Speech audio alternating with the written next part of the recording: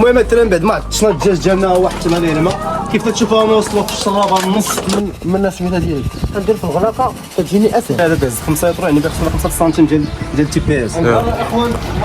اللهم بارك اللهم بارك اللهم بارك اللهم بارك اللهم بارك اللهم بارك اللهم بارك اللهم بارك. كاين واحد القضيه باش الدجاج تعرف واش تحبك ولا ما تحبكش داز غادي يورينا الفلوس ديال 14 يوم.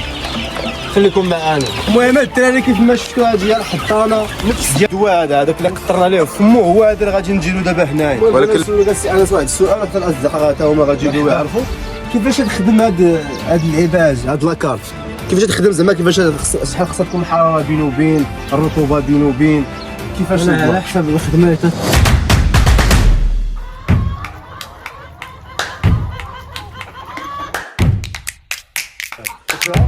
كيف الاولى.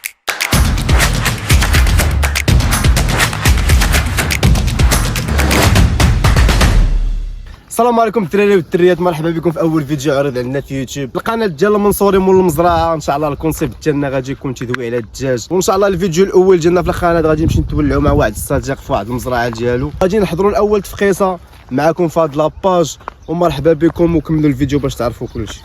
المهم الدراري تفرجت لهنا غادي يكون عجبك المحتوى خلي شي ابوني وشي كومونتير لتحت باش نشوف. يلا بيس. يلا الدراري ندخلوا على السيد اللي غادي نتولعوا معاه.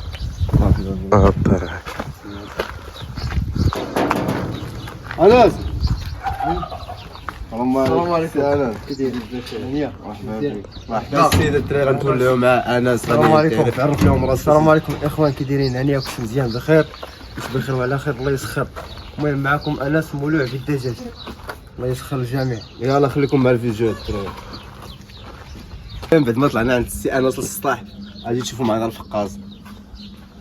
السلام عليكم اخوان، كي دايرين؟ هانيه وكلشي مزيان، مرحبا بك اخا صلاح. المهم الدراري ان شاء الله غادي نعيشوا اول مره هاد التجربه هادي، نعيشوها كاملين، فهمتي؟ مرحبا بك. مرحبا. المهم اليوم جينا عند السي انس ورينا البلان اللي قلت لكم قبيله، وغادي نستافدوا بزاف المعلومات على الفقاسه اللي ما عمرو شافها، وكملوا معنا الفيديو. انا السي انس. مرحبا خويا صالح. مرحبا. شحال تقريبا جا الوقيته باش زعما شحال من نهار دابا وصلت الفقاصه؟ دوكا درنا من 18 يوم، حولنا البيض ديالنا للشباكي. دابا تسنينا يومين نحيدوا الفلوس من ديالنا من بلاصه الشباكي باش نحولوهم للحضانه ديالنا. الحضانه ديالنا قبل ما نخرجوا الفلوس من الحضانه من الفقاصه خصنا نكونوا موجدين الحضانه ديالنا، موجدين الحراره ديالنا، موجدين كلشي باش الفلوس ديالنا ما ياثرش علينا بالبرد وما يتاثرش علينا بالجو، حيت الجو تاع الفقاصه ماشي هو تاع برا. خص داكشي اللي كاين بالنسبه في الفقاصه. زعما السخونيه اللي كانت في داخل الفقاصه خصنا نلقاو تقريبا بحالها في الحضانه باش الفلوس ديالنا تيبقى محتفظ على نفس الحراره، يعني من بعد عاد نبقاو تنقصوا بشويه بشويه. بالنسبه لهذا السي انس هذا ميكانيزم، هذا ميكانيزم هذا تنحيدوه على 18 يوم. هذا بالنسبه للتقلاب تيقلب البيض ديالنا، يقلب البيض تيتحرك. هذا تيتقلب لنا البيض على 18 يوم، تنحيدوه وتندخلوا الصنادق ديالنا. بالنسبه لهذا الدراري هو اللي تيبقى تيحرك لينا البيض. تنحطوا البيض في هذه البلاطوات هادو وتيبقى هو تيحركهم كيفاش تيبقى تيطلع هذا وتيهبط هذا. شنو الدور ديال هذه القضيه؟ هذه القضيه هي اللي تخلي الفلوس ما يلصقش لنا في البيضه، تيبقى ديما الفلوس عند تيتحرك. هذه هي الفكره من هذا الميكانيزم هذا. ودابا غادي نشوفوا ان شاء الله غادي نشوفوا الفلاس ديالنا، وغادي نشوفوا نسبه التفقيس وحتى نسبه الخصوبه ان شاء الله. لا الدراري اللي شاف شي حاجه الدراري يقول اللهم بارك والله يسر الامور. اللهم بارك. بسم الله. بسم الله. بالنسبه للدراري هذا خليط السلاله مكون من اوسترالوب والسوسكس وبليموتروك وليجور واوسترالوب والدجاج الفرنسي. وبالنسبه لشي حاجه تولعنا شي شويه فقسنا واحد بيبيات ها هما. المهم هنا كاين تقريبا كاين هنا خليط السلالات وكاين بيبيه، يعني كاين خليط السلالات بين لي جور الابيض ولي جور الجون الذهبي، وكاين البليموتروك، وكاين عندنا الاوسترالوب الازرق والاوسترالوب الاسود. هذا اوسترالوب ازرق. اللهم بارك. بالنسبه لهذا اوسترالوب ازرق، بالنسبه اوسترالوب اكحل. بالنسبه لهذا خليط السلاله يسمى بخليط السلاله، هذا هو اللي يسمى بالجيل الثاني. هو هذا مخلطين الموات والبوات مخلطينهم سلالات حره. القطع اللي شفتوا في الفيديو هو الوالي ولادهم هما هذا. بالنسبه لهذا خالد السلالات ديال الجيل الاول الدراري، يعني بالنسبه للسلالات حره هما بطويتهم هادو. لا بالحيد هادو، الحين دوك اللي ناشفين وخارجين مزيان.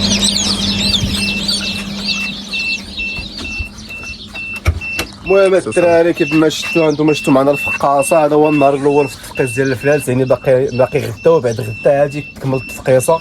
المهم هذوك الفلالس اللي ناشفين وشادين في راسهم اللي خرجوا البارح واللي خرجوا اليوم مع الصباح غادي نحيدوهم، غادي نعزلوهم باش نديوهم للحطانه، والاخرين غادي نخليهم تينشفوا، اللي ما فقصاتش نخليوها تفقص وغادي نحيدوها حتى هي ان شاء الله. المهم باقي عندنا من هنا يومين اخرى عاد ممكن نحيدو كلشي من الفقاصه والله يسر الامور الدراري. وبالنسبه للناس تاع يوتيوب اللي بيسولوكم على الخدمه، دابا البيض الفلوس الدجاج، بالنسبه للناس ديال اليوتيوب اللي بغى شي حاجه ساعه عندنا متوفر، عندنا البيض ديال المائده ديال الماكله، وعندنا البيض المخصب ديال خليط السلالات، وعندنا البيض المخصب ديال السلالات الحره. يعني انت واش خاصك ممكن تتواصل معنا في النمره اللي غادي نخلي لكم في الفيديو، واللي خصك شي حاجه بغيت تصيفط لنا ومرحبا بك. واخا فتح عليهم النمره 0724 98 69 56، ومرحبا باي واحد بغى شي حاجه والله يسر الامور. بالنسبه لسي انس الفلوس فاش يلاه تيخرج من الفقاصه، اشنو اول حاجه ولا اول طريطمون تدير ليه؟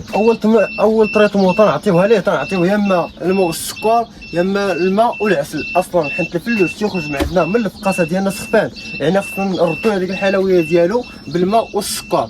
ثاني نهار بحال قلتي دابا الماء والسكر ولا درتي له شي عسل هو تيخلي تيتوقد. تيتوقد بحال تيحيد منها ديك السخفه، اصلا تيكون هو واحد الجو هنا تنخرجوه لجو اخر. يعني خصنا نديرو باش يلاه يتوقد لينا باش يقاوم لينا من مع الجو الاخر. وبالنسبه للنهار الاول، ما تنقدموا ليه لا ماكله الاول، تنقدموا ليه الماء والسكر. النهار الاول تياكل تيشرب الفلوس ديالنا تيتوقد. النهار الثاني يعني تنقدموا لهم دي بي اس. لا السليقه تي بي اس شنو الدور ديالو؟ شنو باش يكون هذا؟ هاد دي بي اس تنقي لهم المصار ديالهم، وهذاك البزقاي تيخرج من البراس ديالهم تينقيه لينا وتينقي لهم كاع الامعاء ديالهم كلشي تينقيه لينا. وعليه عندنا الحق تنعطيهم هذا، عليه عندنا الحق باش نعطيهم الديماراج. والديماراج من الاحسن الا كان عندك الغربال غربلو، هو هذاك ما كانش عندك الغربال حاول دقوا ولا ديروا شي المهم على حساب الطريقه اللي مسلكه كان تيكون غليظ. المهم الدراري بالنسبه لانس هادشي اللي باش شرح لنا قال لك اول حاجه تعطيها الفلوس فاش يخرج هو تعطيه الماء والعسل ولا الماء والسكر. حيت الماء والعسل ولا الماء والسكر تيعاون على ان الفلوس تيتوقد، حيت فاش يكون في الفقاصه تيكون بحال قلتي سخفان، والماء والسكر تيعاون على انه يتوقد. والنهار الثاني عاد تنعطيو هذا ياك النهار الثاني يعني النهار الاول مثلا نقدموا الماء والعسل ولا الماء والسكر، والنهار الثاني تنقدموا لهم هذا ديال بحال شي اونتي بيوتيك كي قلتي تنقي لهم الامعاء من الداخل، وتي ديك البزقه اللي تكون فيهم تينقيها. يعني مع تبغي تعطيه الماكله تعطيه شي حاجه تيكون مستعد انه ياكلها. وبالنسبه لك قال العلف سميتو السكالين، العلف تاع السحالين السكالين تاع السحالين ماشي حنا. بالنسبه للعلف كي قال تاع السكالين تكون دابا على حساب الطحنه، كاينه الطحنه تكون رقيقه وكاينه الطحنه تكون غليظه. هو حبذا انك طحنتيه انت ولا دوزتيه في الغربال باش ياكلوا لك الفلوس ديالك هذيك ديك السكالين المطحون اللي مغربل. هادشي تياكل. وبالنسبه للدي بي اس والعلف تنعطيو النهار الثاني. النهار الثالث عندنا نهار الثالث تنقدموا لهم مضاد السموم. مضاد السموم اللي تيخدم به هو هذا، كاين هذا وكاين هذا، هادو هما احسن. شحال الثمن ديالهم؟ هذا تقريبا ديال شي 120 درهم. 120 درهم وهذا داير 100 درهم. المهم على حسابي، المهم احسن مضاد السموم تيجيني انا هو هذا. مشات لي سميتو مع سامي دور قلت في النهار الثالث هكا. المهم ما عقلتش، المهم احسن مضاد السموم. بالنسبه للنهار الثالث كيف قال سي انس، النهار الثالث تنعطيهم مضاد السموم. تنعطيهم اول حاجه نعطيهم واحد 3 سوايع ولا ساعتين تنعطيهم مضاد السموم. وبالنسبه للماكله والماء راه تيبقاو عندهم ديما ما تتحيدش من عندهم الماكله والماء، ديما الشرابه عامره وديما الوكاله عامره 24 ساعه 24 ساعه. والضوء ياك والضوء ضروري والضوء. المهم دابا نوريكم فاش نمشيو للحضانه اللي دايره على حساب باش يحول ليها الفلاس. غادي نوريكم كيفاش توجد الحضانه وشنو هما الاساسيات اللي خصهم يكونوا فيها. المهم برونشي ديال الاولانيه نيوكاسل ديال الثانيه. اصلا الاسماء اشنو هما هاد الاسماء؟ راه جا الامراض راه عرفت هادو فيروسات، راه عرفتهم اخطر فيروسات هما هادو. دابا هادو بحال قلتي اذا تلقح باش لا فات تمرض ديك الدجاج من بعد تيكون الوقايه. لا تا جا شي فيروس ولا شي حاجه ما تيتيش لك كلشي تيقام تكون الوقايه. الا الدراري كيتيك واحد 10% ولا 5% تخلي لك هذيك الفرصه فين داو فين تعتق الدجاج ديالك. اما الا ما درتيش هاد اللقاحات راه شي ما كاين. بالنسبه فاش توصل الفلوس ديالنا 7 ايام كنعطيو اللقاح ديال نيوكاسل، ومن بعدها بنهار كنعطيو سميتو كنعطيو الفيتامين. المهم كيما كنعطيو كيف ما كنعطيو اللقاح ديالنا من بعد بنهار كنعطيو الفيتامين. وكذلك غنعطيو سميتو غنعطيو البرونشيت في المده ديال 14 يوم، وغنعطيو الكومبورو في المده ديال 21 يوم، ومن بعد شهر كنعاودو نديرو لي غابير. المهم هادشي اللي كاين الدراري تعاود بنفس الطريقه. بنفس الطريقه. المهم الدراري هادشي اللي كاين دابا. بغينا نسولك السي انس واحد السؤال، حتى الاصدقاء حتى هما غيجيو يعرفوا كيفاش تخدم هاد العباج، هاد لاكارت كيفاش تخدم زعما، كيفاش شحال خصها تكون الحراره بينه وبين الرطوبه بينه وبين كيفاش. انا على حسب الخدمه اللي تنخدم بالنسبه لي انا تنخدم على راسي تنخدم 37.3 فاصلة 7 و64 بالنسبه في الرطوبه تندير 60، الحراره تندير 37.6 7.3. المهم من 37.3 حتى 37.7 ما عندكش مشكل. وبالنسبه للرطوبه تنديروها على 60، كاين اللي يدير على 50، كاين اللي يدير على 55. المهم انت النسبه التفقيس اللي تنجح لك تدير على حساب على 60. 60. وكاين اللي تيقول وبالنسبه لهاد الحراره والرطوبه واش دابا تبدلات من بعد فاش بدلتي الشباك ودرتي الميراج، ولا بقات هي نفسها؟ كاين اللي تيبدلها، كاين اللي تيدير من ديبار تيدير 50 تيبقى طالع كل مثلا في 7 ايام، كاين اللي تيدير ميراج على 7 ايام، كاين اللي يدير على 18 يوم. تاع 7 ايام ما تعطيكش اكزومبل، ما تعطيكش هذاك شي 100%. تنديرو انا على 18 يوم باش يعطيني الخصوبه شحال عندي وشحال عندي تيسهل عليا حتى في التقرا في البيض وسميتو. بالنسبه للميراج البارح فاش درتي الميراج شحال تقريبا حيت من البيضه ما مخصبوش؟ حيت من وسط 600 حيت 70 بيضه، يعني تقريبا 90% ديال عندك تنعطي 93% ديال الخصوبه. حيت اصلا اللي بغينا نبيعو له البيض تنعطيو 85 ديال الخصوبه. 85 تاع احسن منها راه تتعوض هذاك الشيء اللي ما خرجش ليه ديالي، وفوق 85 ديالو الله ينفعوا به. اللهم يسر. وبالنسبه للريغلاج، بالنسبه للريغلاج تاع الرطوبه وديال الحراره تنورك على هاد السيت صافي تطلع لنا الحراره. الحراره تكون نقصها من هنا، بغيت نزيدها من هنا. وثاني الا بغيت نحول الرطوبه تنبقى نورك على السيت 2. تنبقى تنورك على اوكي ياك اوكي. تعطيني الرطوبه بغيت نقصها بغيت نطلعها. وبالنسبه للاخوان تيطيحوا في المشكل ديال في الصيف ما تطلع لهم الرطوبه بزاف. واخا تكون بروغرامي انك دير الرطوبه 60 طلع لك الرطوبه 64 بحال دابا. هذه الريغلاج اللي ريغلتي انت ياك. وهذا الريغلاج اللي كاين عندها لداخل، فهمت؟ اللي عندها هي لداخل، هذا ديالك وهذا ديالها اللي عاطيك هي. وبالنسبه للرطوبه اللي تيطلعوا الدراري بالنسبه في الصيف تطلع لهم شحال واحد تطلع عليه الرطوبه الا طلعت لك الرطوبه نزل طلع عليه الحراره وراه غادي تنزل لك ديك الساعه تنزل لك الرطوبه ديالك. قول لي زعما مثلا طلعت لك الرطوبه ما قدرتش تحكم فيها، تطلع تزيد الحراره واحد شويه تخافض الرطوبه. هو من احسن دير اسمده، دير الحراره تاع انا شريت هذه جديده ولكن ركبتها الحراره الزائده هذه. ديك تدفع الحراره على برا. الحراره الزائده هذه هذه تخدم اوتوماتيك.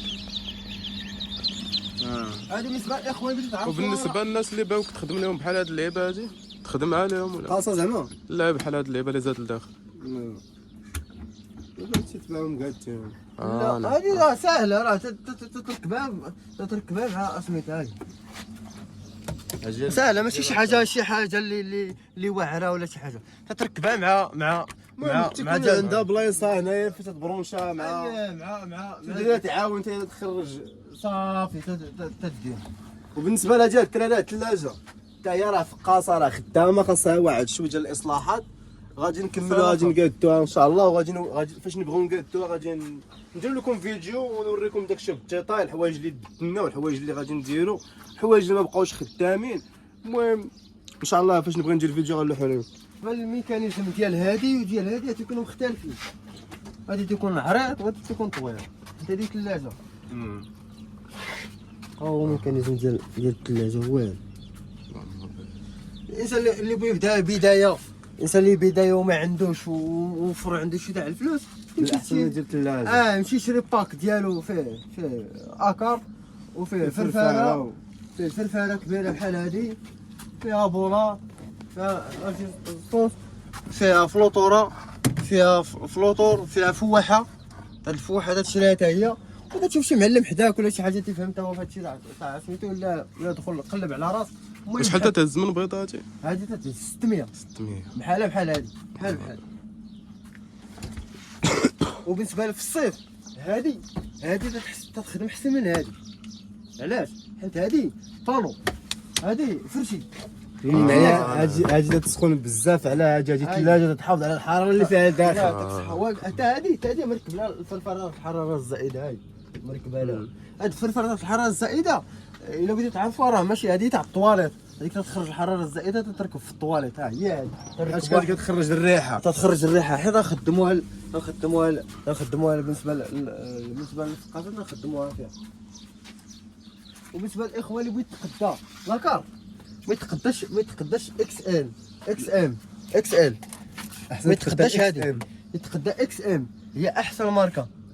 هي هادي صراحه عجب التجربه ديال عده اشخاص تيقول لك الاكس ام احسن كارت تقدر تخدم بها في شي ثلاجه ولا في شي فقاص، تعطيك الاكزاكت وتعطيك داكشي اللي غادي يكون لداخل وما تحاشمكش وما تخسرش، ماشي بحال الاخرين دغيا تيحماقوا. المهم هذا ما كان الدراري.